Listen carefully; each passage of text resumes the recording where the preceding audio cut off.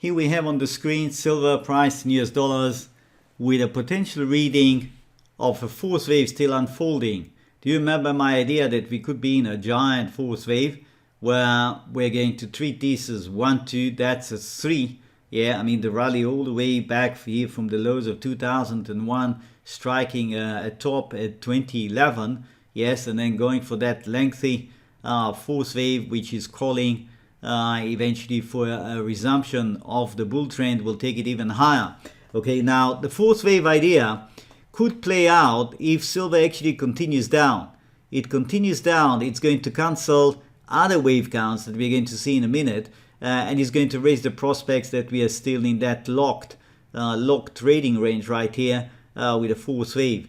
Let me go now to the daily and we'll take it one step at a time. And it's clear that it hasn't managed to go above this level. The wave count, as I presented here, it is still favoring the likelihood that this is a 1, 2, 3, 4. I have to say outright that I think that the wave count in gold, priced in US dollars, priced in Japanese yen, priced, for example, in Indian rupee, gold is showing very high likelihood that we are in a fourth wave.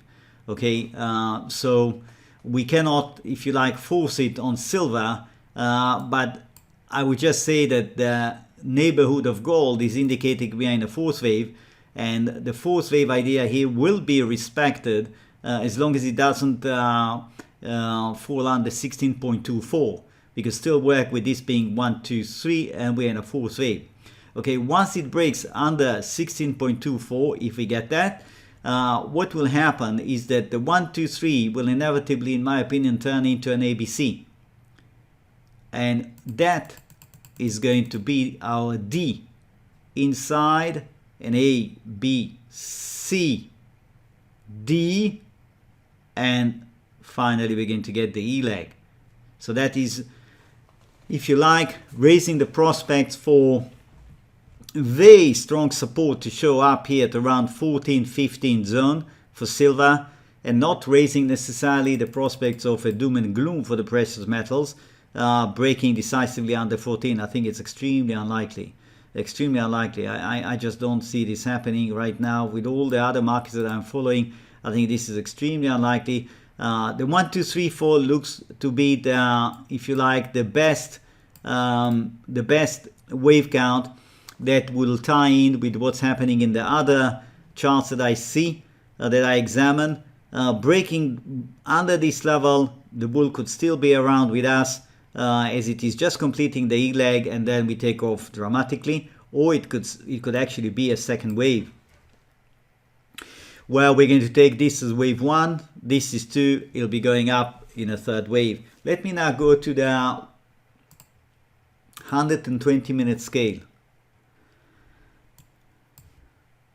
I've worked and elaborated on the idea that we could be actually observing here a B. Yes, with this being an A, that's a B, and we're looking for a C to materialize. If that is going to come to pass, we are going to inevitably break through this critical line. Yes, do you remember this line? Breaking through this line will mean we are not in a 3-4 situation. We are not in a 3-4 situation. We are in something else. I think that the indications coming from various other charts that I've examined this morning tell me that we shouldn't embrace the idea of the ABC as our necessarily prime wave count that we rely on. I think that we should leave the door open for this reading. I want to show you that that will be an ABC, and it is evolving here as another ABC. Yes, as another ABC that will see it in fact coming back, not flying straight back there. I don't think it's ready, but doing something like that, going back towards 18.6, 18.8. Okay, once we run above 18, it is extremely unlikely to deliver that big C down. I think you can forget about it. What will happen is that this is your bottom spot right here for the ongoing triangle, and the next jump is going to create the other structure where this is going to be your A, that's going to be your B, C, D, E, and go. Do you see what I mean? That will be the preferred reading if you get around above 18. Now, if we drop under 17.15 early in the coming week, then we have to embrace this wave count. That's an A, that's a B, that's a C, that's a D, that's an E. B complete, we go down for a C, with all the ramifications of what that's going to throw on us here with in the situation of silver. Okay, that's the chart of gold priced in US dollars. That's the 60 minutes, and also here I elaborated on the idea of a possible B. You remember that we had this as an A and then an ABC, A, B, C, D, and I said gold should do basically nothing, just hang around here, and once support has terminated, yes, the floor is going to drop under the market here. This is the floor, it's very clear, coming at roughly 1,485, and we're going down for a C. Okay, as soon as we climb back towards 1,520, forget about this scenario of it going back under the low registered here at around 1,457. No, it's not going to do that. It is very, very likely to basically tell us that this is our A, that's going to be an A, that's going to be a B, it's going to go up in a C. So you're going to have an A, B, C, D. Okay, you see the point. I'm edging towards taking the line that is going to give us this jump. I do not think it's ready to resume the bull trend right now. I'm going to show you in the next chart, which is also the chart of gold in US dollar, but it's a completely clean chart. Okay, it helps to drown you conceptions or sometimes preconceptions when you work with a certain set of assumptions. The best thing to do, the best thing that I know, is just go and get a completely new chart with nothing on it and rethink everything. And I do that from time to time. It is really helpful to sort of shake your head of everything that you have installed in it, yeah, in terms of concept and principles, etc., that you are sort of abiding by them, and it's not like rejecting everything, it's just shaking things up to see if they will withstand the scrutiny of a fresh look. And that's what I did here. And I added, as you can see, what I thought is adequate as an ABCD in the case of gold priced in US dollars.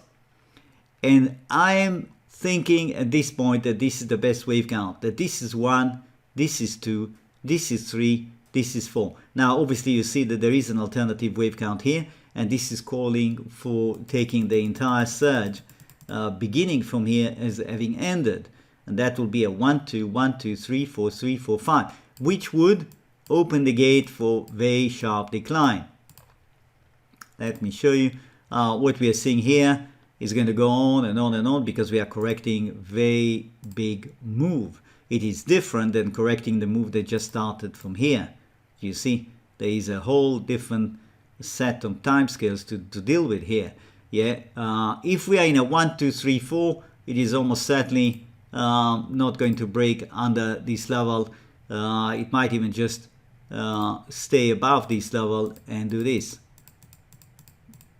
Okay, and now if it dips slightly, it's not all dead. The 3-4 is still okay, but if it dips under 1,400, then the scope would be for this to become our wave 1. That could be wave 2, and we will be coming up back in a third wave. Okay, so as you can see, overall I'm fairly bullish. I do not think that the situation, that's the weekly now, the situation is presenting a trap where the bulls are going to be completely killed. We have seen during the week several charts that are continuing to support the bull trend in the precious metals. I've examined earlier today in great detail the dollar index and the various other forex pairs, and we are looking forward to continuous support to the precious metals in the form of weakening US dollar. Okay, going forward, that is basically the projection. So that's what I think currently concerning this particular chart priced in US dollars.